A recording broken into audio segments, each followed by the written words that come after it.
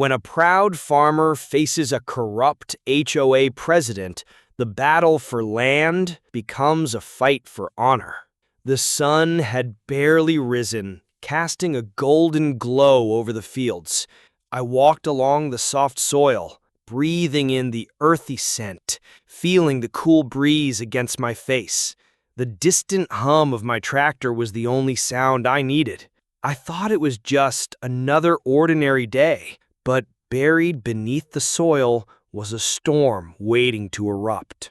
I was near my tractor when a shiny white SUV stopped at the edge of my land. Out stepped Wasim Chaudhry, the HOA president, immaculate suit, sharp eyes, and a face that screamed arrogance. Without a greeting, he said, "This land is now part of our community project." I wiped the soil from my hands, looked him straight in the eye, and said, "This land is my family's legacy. Your papers mean nothing compared to this soil." His face turned red, like a seedy predator caught off guard by a country lion. He threatened, "Move that tractor or I'll take legal action." I simply replied, "Try me." Villagers told me Wasim's park project was a lie. He planned to sell this land to build private villas. I knew if I stayed silent, my land would be gone today, and the whole village would be sold tomorrow. That night, I worked on my tractor, checked every legal paper, and wrote everything down in my diary. This wasn't just about farming anymore. It was about pride and heritage, and I was ready, even if it meant sleepless nights. By morning, Wasim returned, but this time with 2 men in neon vests and a tow truck. They moved toward my tractor without a word. I stepped between them and the machine, my boots sinking into the soft dirt.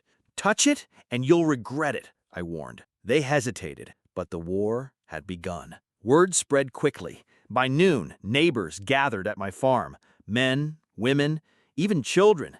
They stood behind me, forming a wall of unity. Wasim tried to shout over the crowd, but his voice drowned beneath the sound of farmers chanting, "This land is ours!" That evening, a letter arrived, stamped with official seals. It ordered me to vacate within 48 hours or face legal seizure. But I noticed something. The signature wasn't from any government department. It was forged, and that was my weapon. I called an old friend, a lawyer who grew up in the same village.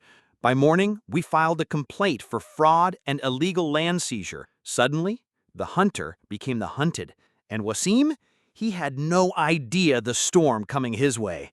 At the next HOA meeting, the hall was packed. I stood before the entire community and read out every detail: the fake signatures, the false projects, the private villa deals. Gasps filled the room. Wasim's face turned pale. The very people he thought he controlled were turning against him. The police came that night. They seized every forged document and took Wasim into custody. His community project was exposed for what it truly was, a land scam. My tractor stayed where it belonged, and so did my land. The soil was safe, at least for now. This fight was never just about farming. It was about standing firm when someone tries to steal your roots. In the end, the soil won because we didn't let it be sold to the highest bidder.